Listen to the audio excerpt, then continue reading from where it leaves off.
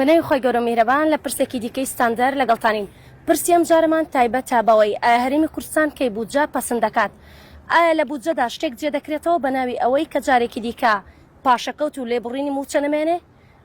ئاخۆ دامەزراندن دەست پێ دەکاتەوە و بودجەی عراق تەسیری دەبێت بەسەر بودجەی کوردستاندا. بۆ ئەو مەبەستە میوانداری زۆر بەڕێز مامۆستا ئەبوبەکر هەڵبنیمان کردووە کە بەڕێزیان ئەندام پەرلەمانی کوردستان. بەخێر مامۆستا. زۆر سپاس. مامۆستا ئەگەر باسی لەوە بکەین 3 مانگ تێپەڕێ قەرار بوو مانجی 3 بودجە بگاتە پەرلەمان و لێرەوە خوێندنەوەی بۆ بکرێ پەسەند بکرێت. بۆچی تا ئێستا نەهاتیە؟ وەک بەڕێستان نەزانم کە بەپێی پێڕەوی ناوخۆی پەرلەمانی کوردستان بێ هەموو مانجی دەی ساڵێک تشرینی یەکەم بودجە بێتە ناو پەرلەمانی کوردستان. ئێمە ئێستا کە قسە بۆ جنابتانەکەین ساڵی هەشتمینە پێنینە ساڵی هەشتمینەوە تا ئێستا ئەم پەرلەمانە لە 2014ەوە تاوەکو ئێستا مناقەشەی بودجەی نەکردویانی دوا گفتوگۆی بودجە ساڵی 2013 کراوە لە 2013 تاوەکو ئێستا 8 ساڵە بەسەرەوەدا تێپەڕە بودجە هەر ئەوها دەڕۆ هەر نەهاتوە بۆ پاساوەکانی حکومەت چی بوو لەو 8 ساڵەیە کە ئێمە پێمان وا بوو پاسایی بێبنەمان چونکە لە ماوەی ئەو 8 ساڵەیە حکومەت داهاتی هەبووە و نەوتیشی فرۆشتووە بۆ پارەی لە بەغداش وەرگرتووە بە ڕێژەی جیاواز تۆ ئەبێ هەموو ئەوانە بڵێ ئەوەندەم هەیە لە زەوئی ئەوە حکومەت مەسروفاتیشی بۆ خۆدەزانی هەم بودجەی تەشغیلی داوە واتە موچەی داوە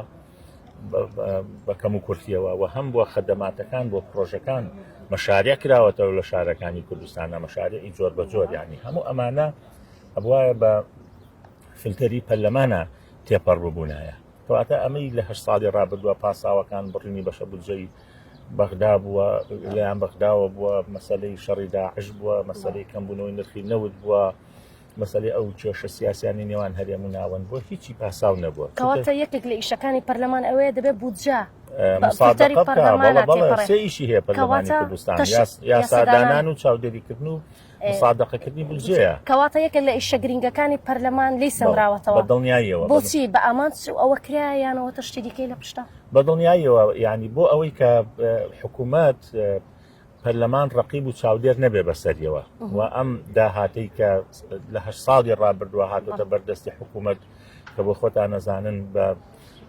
بەیان ملیارد دۆلار بووە لە ڕێگەی فرۆشتنی نەوت و داهاتی ناوخۆ ئەوەی کە لە بەخاشوەری گرتووە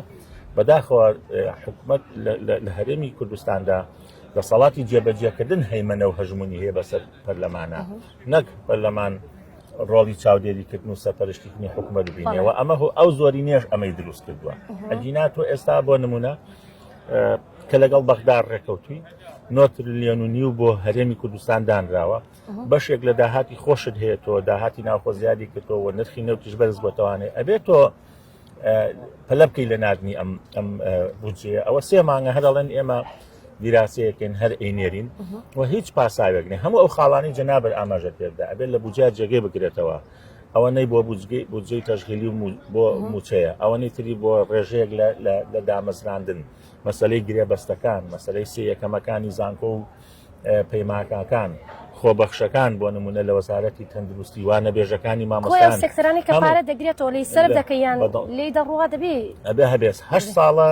دەرچووی زانکۆ و پەیمانگا دا نەمەزراوە لە کاتێکی شا حکوومەت لە لایەکی تریشەوە پارە لە باخەڵی هاڵاتیان دەچێشێتەوە 34 زانکۆی ئالی و حکومی هەیە لە کوردستانە کاتی خۆی هەموو ئەم هەرێمی کوردستانی یەک زانکۆی تێدا بوو ئەگەر بچینە سەرەوەی دەڵێن یعنی تۆ کە گەنجی کورد یعنی قوتابی کورد دەڕوا دەخوێنێ زۆربەی زۆریشیان ئەهلیە کە تەخەڕوجەکە چاوەڕێی دامەزراندنەکە چ دامەزراندن لە کەتی گشتی بێت چ دامەزراندن لە کەتی تایبەتیش بێت. ئەگەر باز لەوە دەکرێت هەمیشە دەڵێن عێراقێکی فاشل بەڵام لە عێراقێکی فاشل ساڵانە بودجە کێشمەکێشمێکی گەورە دەگرێتە خۆی و لایەنە گەورە سیاسیەکان لەسەری کۆ دەبنەوە لە پەرلەمان تا ڕێک دەکەون ئەوە تەسیر دەکاتە سەر هەرێمی کوردستان کە بیجوڵێنێ بڵێ کە لە عێراقێکی فاشل وە بودجە جێبەجێ دەکرێت بەڵام لە هەرێمی کوردستان لەو عێراقە بینیمان ئێمە لە گەرمەی شەڕی داعشا کە ناوی دەنێن فاشل پەرلەمانەکەی جموجۆڵی زیاتری کە هەتاوەکو ئێستا لە گەرمەی شەڕی داعشا متمانیان لە وەزیری بەرگری ساندەوە متمانیان لە وەزیری دارایی ساندەوە ئەم پەرلەمانە بە درێژایی مێژووی خۆی متمانی لە هیچ وەزیرێک نەساندوێتەوانێ لە کاتێکە لە فەرمانبەرێکی احتیاطی تا سەرۆکی هەرێمەڵێ ئەم وڵاتە لێوانێەوە لە گەندەڵی کەواتە پەرلەمانی ئەوێ جموج ئەوە 4 دانەمانگە بۆ خۆت دەزانی گفتوگۆی گەرم و گوڕ هەیە یعنی ڕکابەری تونند هەبوو لە ناو پەرلەمانە بۆ ئەوەی کە بۆ تێپەڕاندنی بودجە بەڵام ئێستا بودجەی پەرلەمانی لە هەرێمی کوردستانە هەر باس و خواز نییە لە ڕاستێ چ لەلایەن حکوومەتەوە چ لایەن پەرلەمانی کوردستانەوە ئەمە ئەوەمان پێڵێ کە پەرلەمانی بەغدا لە لایەکی تریشەوە پەرلەمانی بەغدا یەک گرنجێکی کەیتە ئەویش بڕیار بەدەستە یەکەمەکانی ناو حیزبەکان ئەنجامی پەرلەمانن و ئاڵوگۆڕیش بووە خۆتەزانی ئەمە لە ماوەی ئەم چەند ساڵەیە چەندین سەرۆک کۆمارمان گۆڕیوە چەندین سەرۆک وەزیرانمان گۆڕیوە بەڵام لێرە سەرۆک وەزیران و سەرۆک حکوومەت هەر هەمان حیزبە لە ناو ئەوانە تاپۆ کراوە لەسەر خۆیان و بووەتاتە ئەگەر بینە سەرەوە لێبڕین و پاشەکەوت ئاخۆ دەکرێت لە بودجەدا ئەگەر هاتە پەرلەمان چی بۆ دەکەن بەڵێ خۆ دەزانی لە یاسای چاکسازیە بە مادەیەک ئەوە ڕێکخراوە مەسلەی پاشەکەوتی موچە بەڵام چ لێ بڕین و چ ئەمەی حکوومەتی هەرێم ناویدنێ خۆ گونجاندن و چ پاشەکەوت بەڕای من هەمووی لێ دزینە هەمووی پارەی مستحقی هاوڵاتیانی کوردستانە ڕۆیشتووە بۆ مافیاکان بۆ دام و دەستگا حیزبیەکان بۆ ئەو دەیان هەزار لەشکرەی کە لە دەرەوە کادری حیزبین نە پێشمەرگەی دێرینن نەخانە نشینی سەربازین نە بۆ نمونە کەمەندامی سەنگەرن نە زیندانی سیاسین تەنها کادری حیزبین بۆ ئەم هەموو هاوڵاتی بیانیانی دەرەوەی هەرێمی کوردستان کە ڕەگەزنامەی عێراقی و پێناسی باری شارستانی و تەنانەت فۆرمی خۆراکیشیان بۆ کراوە بۆ ئەوانە ئەڕوا ئینا داهاتی ئەم هەرێمە لە سەروی 6 ملیۆن کەس زیادە بۆیە من بەش بە حاڵی خۆم پێم وایە ینی هاوڵاتیانی کوردستان نە بە تەمای پاشەکەوتەکانیان بن نە بە تەمای لێبڕیم بن نە بە تەمای خۆگونجان بێ دەستی لێ بشۆن چونکە حکوومەت هیچ ئیرادەیەکی نییە مەگەر ئەمانە تەکنیک و فێڵێک فێربوون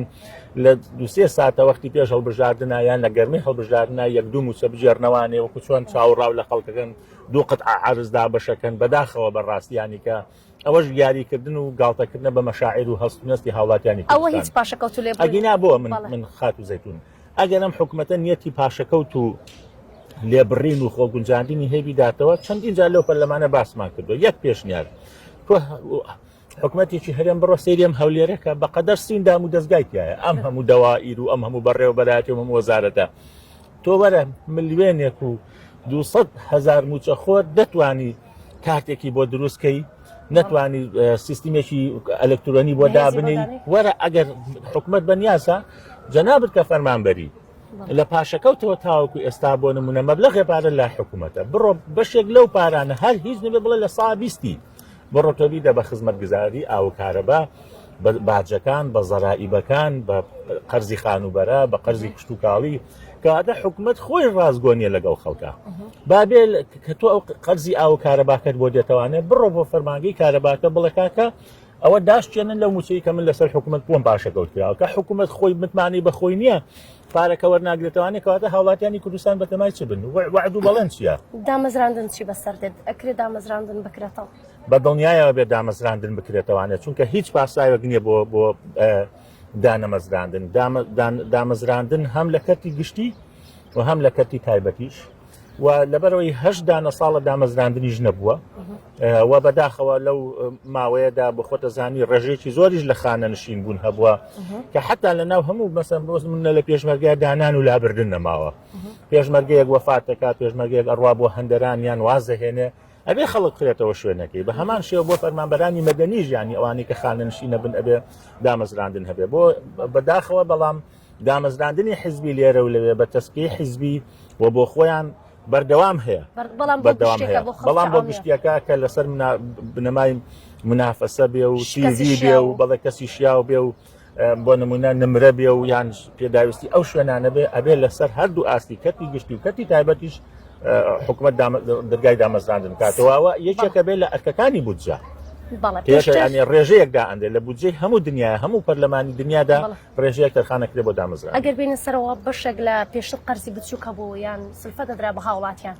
ئەوە جێ دەکەنەوە لە بودجەدا ئەگەر هات و بودجە دیسان دەڵێمەوە بێتە پەرلەمان بەتەبعاً بودجە بۆ خۆ دەزانی بۆ دوو بوار سەرفەکرێ بوارێکیان پێڵن تەشغیلی واتە موچە بواری تر پێڵێن بۆ بواری ئیستیسمار و وەبەرهێنان ئەو بواری دووەمە هەموو ئەمانە دەگرێتەوە بریتێ لە پرۆژەکان پرۆژە خەدەمیەکان ئەو پرۆژانی وەکو پێشینەکان قەرزی خانوبەرە قەرزی پیشەزادی قەرزی کشت و کاڵی قەرزی بچووک هەموو ئەمانە ئەوە ئیش ینی بڕگە بە بڕگە ئەنجا ناوچەکانی کوردستان لەسەر دوو بنەما لەسەر بنەمای چڕی دانیشتوان لەسەر بنەمای زەرەر و کارە ساتەکان کە ڕووی تێکردووە بۆ نمونە ئێستا منتیقێکی وەکو گەرمیان کە جینۆساید کراوە ڕوبەڕووی هەڵمەتی ئەنفال بۆتەوە ئەبێ لەو ڕەچای ئەو دۆخەی بکەی بۆ ئاوادانکردنەوە و پرۆژانی کەو ناوچەی پێویستی. پەرلەمانی کوردستان بە ئاماژ شکۆی لێ دەسێنرێتەوە؟ بەڵێ من بەڕای من لە یەکەم خولی پەرلەمانەوە هەتاوەکو ئێستا خول بە خول شکۆی پەرلەمانی کوردستان لاواز کراوە کە هەر بڕیار بەدەستەکان نایانە ئێرە، هەر کوڕی یەکەمی بناماڵە باڵەدەستەکانی کوردستان کە لە دەرەوەی پەرلەمان هەمووشتن بەڵام نان لێرە ببن بە سەرۆکی پەرلەمان بەڵگەیە لەسەر با بێن لێرە ببن بە سەرۆکی پەرلەمان و جێگری سەرۆکی پەرلەمان بۆ منافەسەکە لەبەرەوەی پەرلەمان بڕۆ هەتۆ جەنابەت بە کامێراکەی خۆ سەیری ئەو بینایی پەرلەمانکە لە ئیستیعلاماتەکەی بۆ مەسعەدەکەی بۆ ژوورەکانی ئێمە دوێنێ لە سەرۆکایەتی هەرێم بووی ئەڵێ لە واشنگتن و کالیفۆرنیای بڕە هەر مدیر عامێک لە وڵاتە بەسی ئیستیعلاماتەکەی لای بەس پەرلەمانتارێک بە ئاسانیەکی تردایت و لەبەرەوە ئەم پەرلەمانە ئەگەر نیەتیان خزمەت وایە کوڕی بنەماڵە دەستڕۆیشتەکان هات نەبوون بە سەرۆکی پەرلەمان بۆ ئێران نای بۆ حکومەتێ لەبەرەوەی تەندەرەکان لەوەیە پارەکان لەوەیە مەشاریعەکان لەوەیە علاقاتەکان لەوەیە لەگەڵ شەریکات لەوەیە پەرلەمان پارێتیانە ئەوەی کە خەڵک وای تێگەیشتووە بەعەکسەوانێ بۆیە خول بە خول بەداخەوە خەڵکی لاوازە هێنجێتە پەرلەمانی کوردستان بۆی ئەو خەڵکە لاوازانە هەمیشە چاوبەرەژێری ئەو حیزب و کەسولانانە من کێ نانەتە ئێرە بۆ بۆ خۆش دەزانانی و کاتە دەستە پاچۆ بێدەنگە بن لە ئاز ئەو هەموو کەم و کوڕی پاشەکەدانی سپاس بۆ ئێوەش. ئەوە پەرلەمانی کوردستانە ماوەی 8 تاکە ساڵە بودجە بە فلتەری پەرلەماندا تێنەپەڕیا بۆ ئومێدەین ساڵی نوێیەم تێپەڕ نەکەوە بودجە بێتە پەرلەمانی کوردستان بۆ ئەوەی بەو فلتەرەدا تێپەڕێ چونکە یەکێک لە کارە گرنگەکانی پەرلەمان تەزدیقکردنی بودجەیە بۆی خەڵک بەخۆشی بجێ و لێرەوە پاشەکەوت و لێبڕین بە کۆتایی بێ تا پرسێکی دیکەی ستاندەر بەخواتە دەستپێرم.